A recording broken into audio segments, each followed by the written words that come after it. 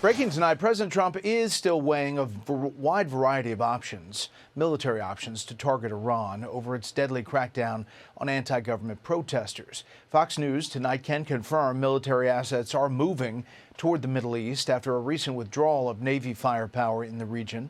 Chief National Security Correspondent Jennifer Griffin has that story. Good evening, Jen. Good evening, Brett. Well-placed official sources tell me U.S. military assets are preparing to move to the Middle East, likely to include at least one aircraft carrier and additional missile defense systems that will operate from air, land, and sea.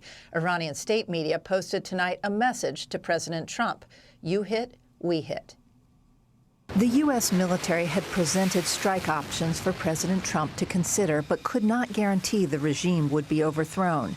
The president reportedly wanted assurances that any military action would be swift, decisive, and not lead to a wider war in the Middle East. The U.S. military posture in the Middle East was not ready for a decisive strike. It had no aircraft carrier in the Middle East for the first time in years because the Pentagon ordered the USS Ford to the Caribbean. Just 3 destroyers and 3 littoral combat ships were in the Middle East as of Wednesday, half the number of U.S. warships currently stationed in the Caribbean near Venezuela. Any aircraft carrier would take 1 to 2 weeks to get to the Middle East. The U.S. also removed some of its anti-missile batteries out of the Middle East following last summer's strike on Iran's nuclear sites. Those could soon be returning. As for what the U.S. military options look like, experts say the president still has a lot of firepower in the Middle East, including an Ohio-class submarine capable of firing up to 154 Tomahawk missiles.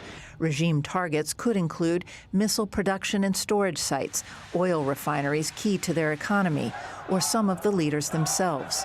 How Israel decapitated Hezbollah. The Israelis use cyber attacks to bring leadership together so that they could bomb and kill the leadership. So there are multiple tools that can be used in different ways to cause these very same kinds of problems to this regime. Today, the State Department announced new sanctions on Fardis Prison, where many female political prisoners are held. Ali Larijani, head of the Supreme Council for National Security, and 18 individuals or entities linked to a shadow banking network involved in laundering the regime's oil revenues. Brett?